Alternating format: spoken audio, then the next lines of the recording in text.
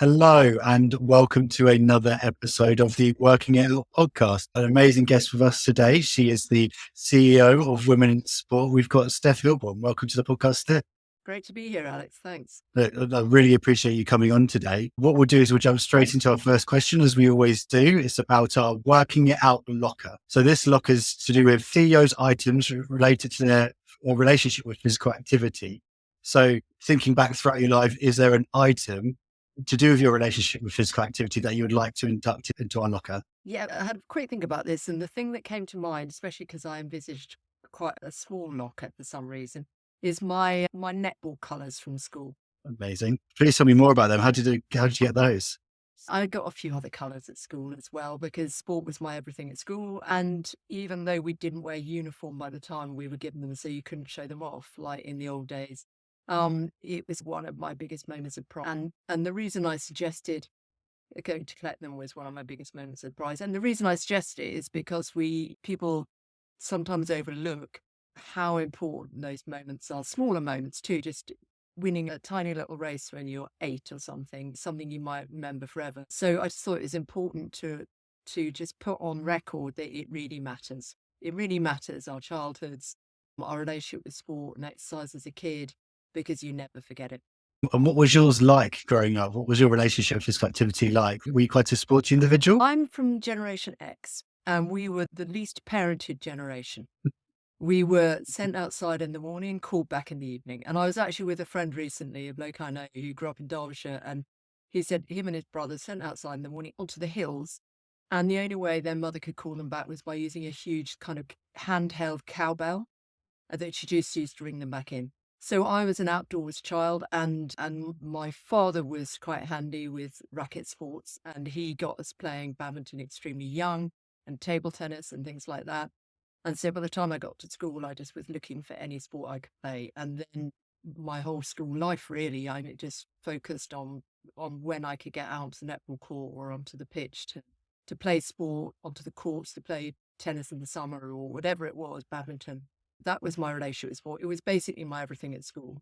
And it wasn't until I got a little bit less fit, actually, in the sixth form, and then I did a rather badly timed, very high shot in badminton, put my back out, that I had to rethink a bit and wonder if there was anything else to life. And it was just in time to do a bit better in my A levels, I think, than I might have done. And that switched it for me a bit. That I was trying to think of how to frame the question of how does someone go from that sporty, like you said, or like that, to where does your relationship with conservation come in? And you said you started straight away by saying you're outside all the time as a child. I can imagine it felt like a very natural thing to transition into then.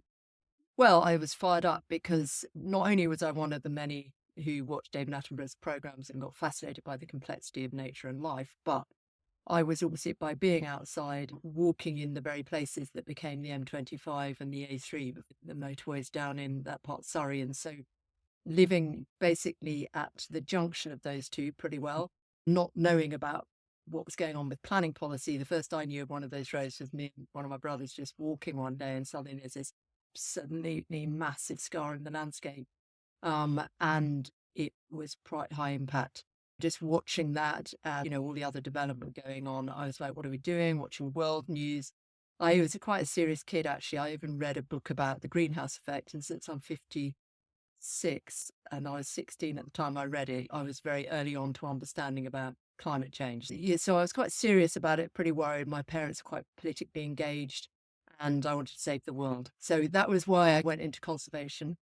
Amazing. But one of the reasons I ended up in this job was because I knew throughout those actually about 27 years in the environment sector, at the beginning of which no one gave a single, I'm trying to use polite language, nobody cared. The reason I survived was because of the resilience that I knew I'd built through team sport and having a brilliant coach in netball in particular. And I felt that at times when it felt hopeless. I could remember when it felt hopeless when I was playing against a 6'4" shooter in netball and on 5'10", and you feel it, but you got to keep going. So there was that kind of sense that it had set me up well for life. You've used some powerful words there, which links to the next section around one word would you use to describe your emotional link to physical activity. And I've heard words like resilience coming through. Is there one word that encapsulates everything you're feeling? Yeah, I think it is. I think it is joy, really. Joy. I think it's joy because it's just that sense of freedom, liberation, and I used to play badminton with my brother for 2 hours a night, and we just never stopped laughing as we were playing, just by somehow the ridiculousness of playing in a short shot when you just done an all one and it's being splayed on the floor, and it's just pure fun and joy.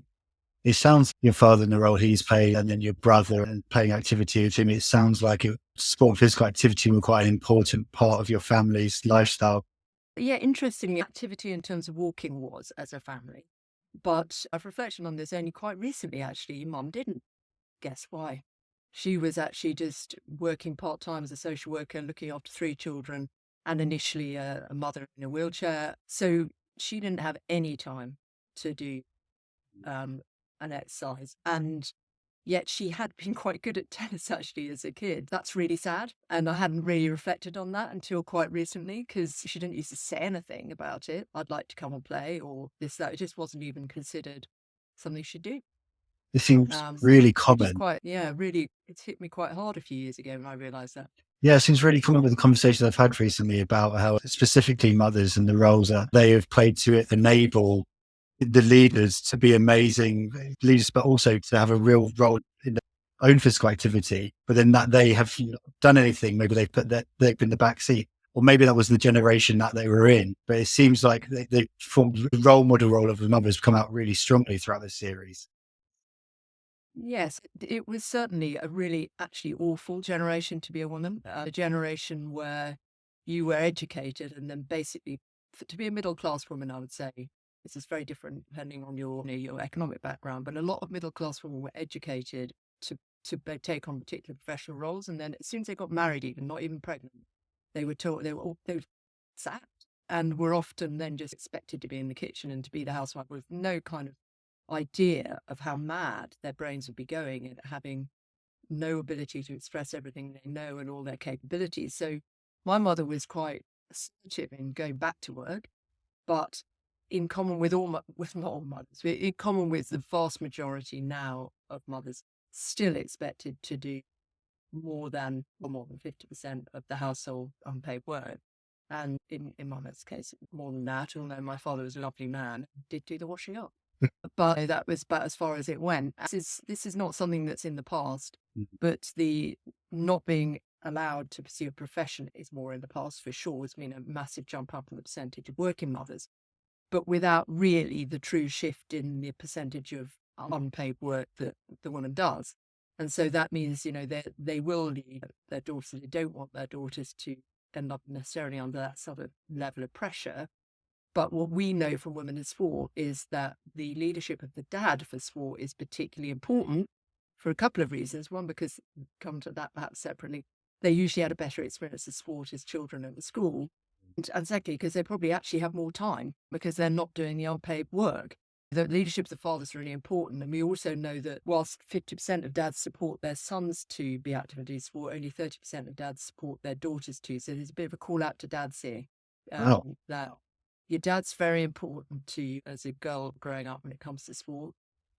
And probably because the dad's a stereotype to think their job is to look after their son's sport. That 20% of dads need to step up. Let's be honest, we'd hope 100% would, but just to make that gap up. I completely agree. And I think we're definitely going to, sounds like we're definitely going to be digging into that in the second half. Or before we go into tackling an activity, I just want to really understand, what does joy look like for you now in terms of physical activity? Yeah, that's a really good question. So when I had this back injury, looking back, frankly, I was a bit of a wimp, and I probably, with someone just pushing me, could have got me to do other stuff. But I started to swim. I started to swim as swimmer's exercise, really. I always loved water and I always loved swimming, but I'd never competed or taken it very seriously. So that just became my exercise for the next sort of 15 years. And I used to swim 3 times a week, and I might do a mile, and it got fairly handy technique wise. And that was what I did. And I did that right up until I had my children. In fact, to the point, this is a little one for any midwives listening. When I had my first child, I had such strong stomach muscles. It was a rather sudden birth.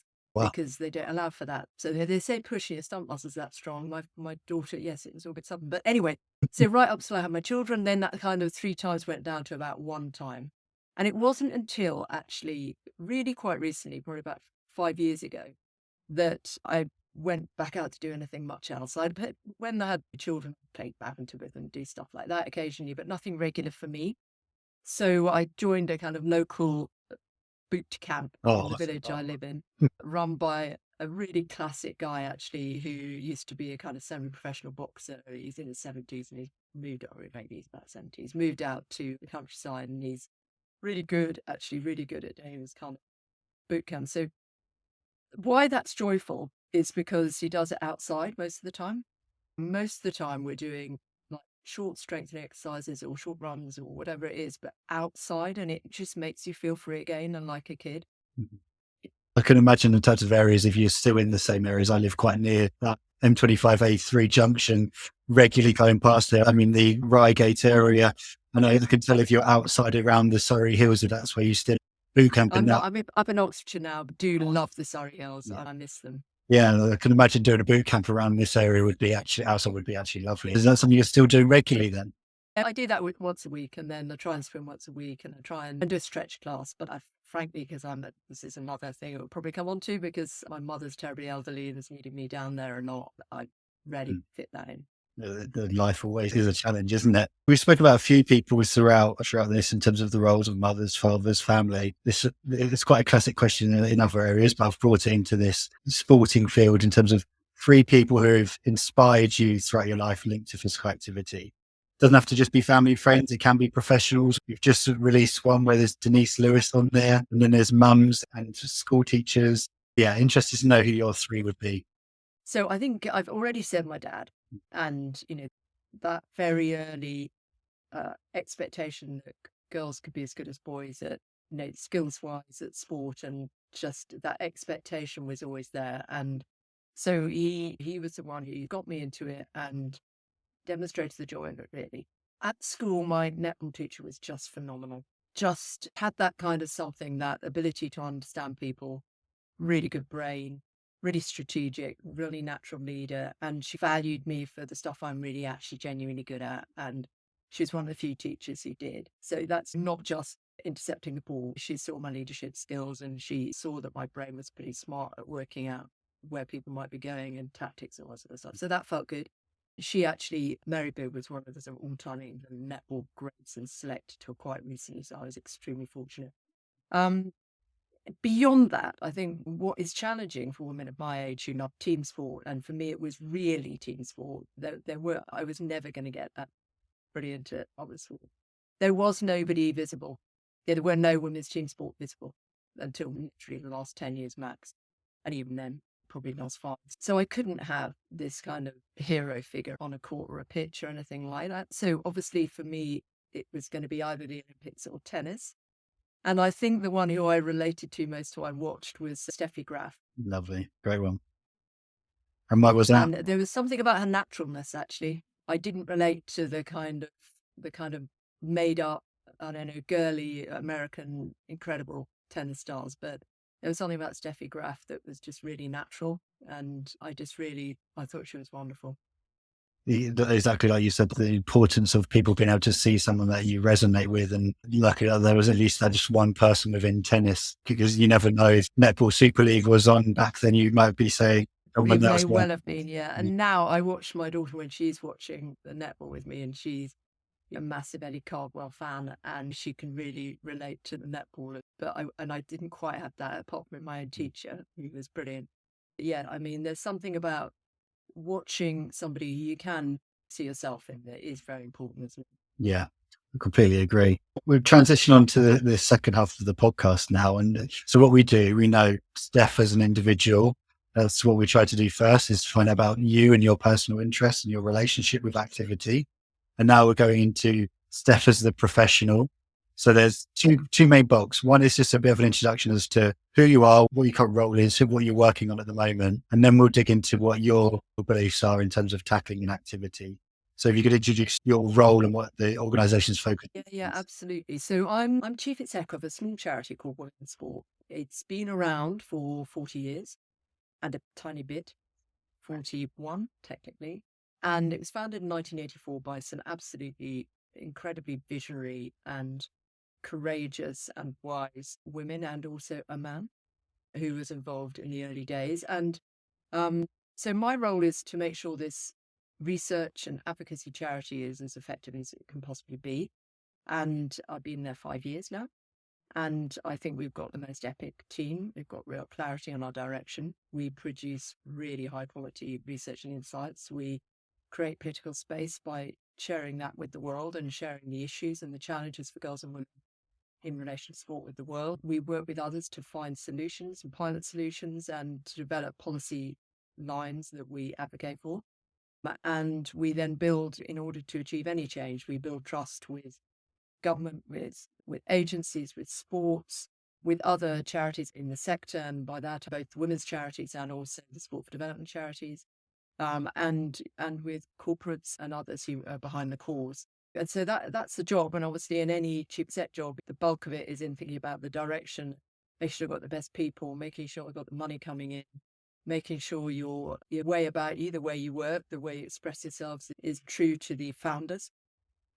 So it's true to their sense of moral values and their approach, and is incredibly well founded on evidence. So that's the job, if that's clear enough. Fantastic. And you said research and advocacy. The one thing I do is when I see all your posts on LinkedIn of yourself or women in sport in general, how punchy they are. I love that. In terms of from a sector, we're all quite friendly as a sector. We're all trying to co-creation, collaboration, trying to one message.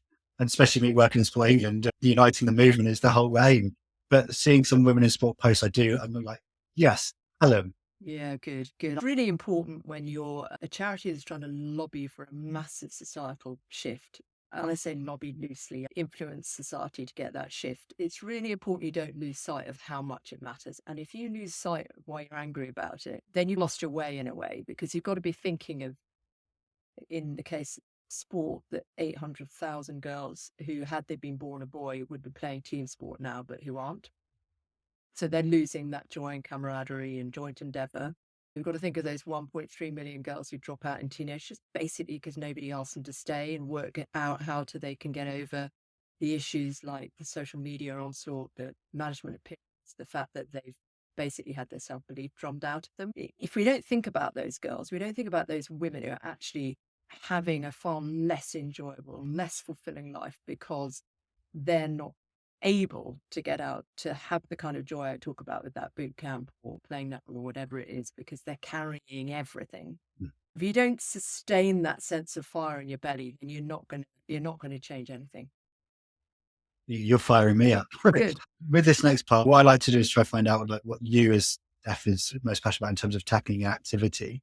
If you were going to be set the challenge of how are we as England going to tackle this, where does your mind first start? Where would you begin this process? Yeah, it's hard to answer that sort of with a kind of single approach, because there's so many different angles to it, aren't there? I think maybe an angle I'll take on this, in a more personal angle, is that if we looked after the environment, if we recognise that we're about the fifth most densely populated country in the world, in England, and that we can't just take this kind of build everywhere approach and build badly, but we actually build the right way, redevelop our cities and areas we need to in the right way, to build nature into it, places which are rich in nature, that are places that humans feel happy in, then, and if we build those in a way that means they're safe from traffic, and if we design them in a way where there are multiple entrances and it societally feels safer, then our children can be outside again naturally for more of the day. If we develop ways to obviously control screen usage and get back to a culture of outdoor play, then we've got through half the challenge. When I work at the Wildlife Trust, one of the quotes we used to use was that the roaming range of a child had gone down from 4 miles to 300 yards in just a few generations. That there are that many children who live in Dagenham who've never seen the Thames, or who live in a small town or village in Cornwall and have never seen the sea. That is horrific. And then you layer that with be outside more as a child, be natural, but you layer that with also playing sport, because that's a kind of an additional layer of focus and endeavor and joint endeavor, which teaches you so much about life. So there's the kind of two things of freedom. There's the outdoors and the joy of the outdoors, but then that thing of learning to work together with other people, because at the time we are most happy, and this is what Dr. William Berdowitz says, when we're in a group outside, because that's what our DNA says is what we're built for. And when we're either isolated or inside, we're stressed, actually. So if we could crack our planning, and we could crack our development, we could crack this horrendous indoor culture we've got, where we've gone from the average of 35 hours a week outdoors for a child to 5 hours a week. And if we could just reverse that somehow, or not reverse, but just reimagine that, an outdoors lifestyle, and build into the well-led play, which would, in my view, include team sport, but not be restricted to that, but would include sports that involve balls and aims and having an objective and races. I think it's so important because it's something to focus on. It's something to focus on with other people. But I think that would probably be my personal take. Joining up, and really my career would be that natural outdoor feel, but also that sense of joint endeavor with others. It's very broad, that. No, yeah, I love it, to be honest. I think we had a somewhat similar conversation with Dan, who's the CEO of Wallball, when he's talking about urbanization of cities and how we can embed activity into what he calls grey spaces. Yeah. There's definitely similar things there. What's your thoughts on what Sport England is doing, say, with active design? Because I find it's such a hard thing for just one organisation, one department, part of government to solve. It feels like it's a much bigger thing. Yes, it's the major developers who do proper master planning. And we were working with Related Argent actually up at Redcross Town, for example, who have the power to really to make that a reality. And Sportman does have a role to play in that, because obviously it still gives certain grants out, etc., to make sure that those are helping with that aim, in terms of not holding back from creative new ambitions of how to create those spaces. And so I think that obviously in the corporate sector, you have those master planners, and then you also have the local authorities and the way they work with the private sector and the developers to try to do that. I think retrofitting spaces that people are likely to be more active in is also an approach to take. And that often does mean bringing in more nature, because people like trees. People like to be in an area where they can hear birds singing. It's just instinctive in us. So yeah, being active in the grey space is really important, but being active in a green space is even better for us. The fact that so many people don't have that chance is pretty heartbreaking. So, but we can do something about it. We can do stuff about it, but we just need to be joined up. It's hard to make that change, you're right. And I think that at the moment, with such a centralised country in England, that join up between government departments, for example, is so hard to get. But the regional mayors certainly offer an opportunity to demonstrate what is possible in a kind of more city region context. So that's one way I think that some of the work that Sporting has been doing in places is potentially really impactful. The one that I hear regularly, which I'm like, how do we resolve this, is it's always a little comment as well throughout, is the government departments aren't linked. There's no connectivity between them, just disconnected.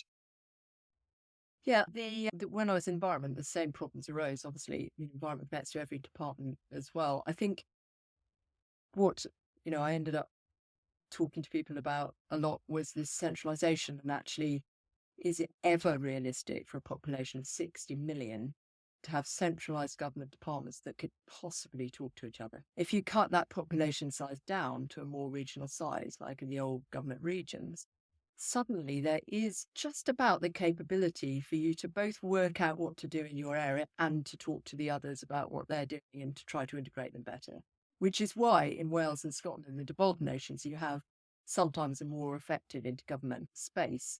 And Wales demonstrated with the Wellbeing of Future Generations Act how you can come up with a really powerful concept, which is cross-government, when you've got a different scale of population. I think we maybe should give up on integration on some aspects when you've got as centralised a structure as England is.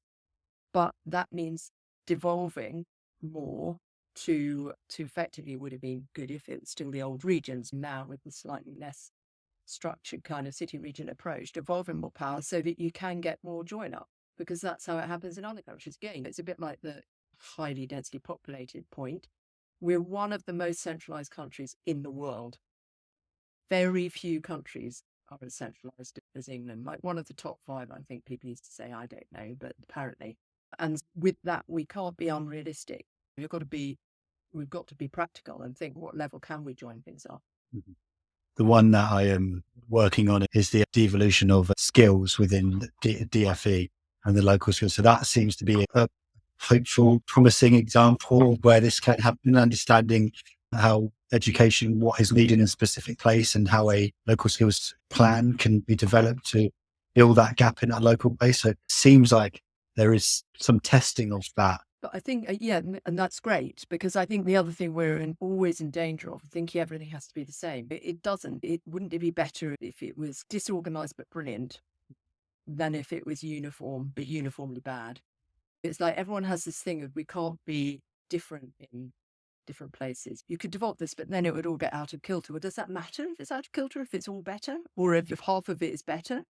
And the rest is exactly the same, but at least half of it's better. That's always a sort of psychologically, we have this control mindset, probably because we've got such a centralized country where we can't do all this because it would all get different. Where it's let it be. And I don't mean just different because you obviously need these skills here and these skills here. Just because of the humans that will be cooperating in that area, they will come up with different approaches.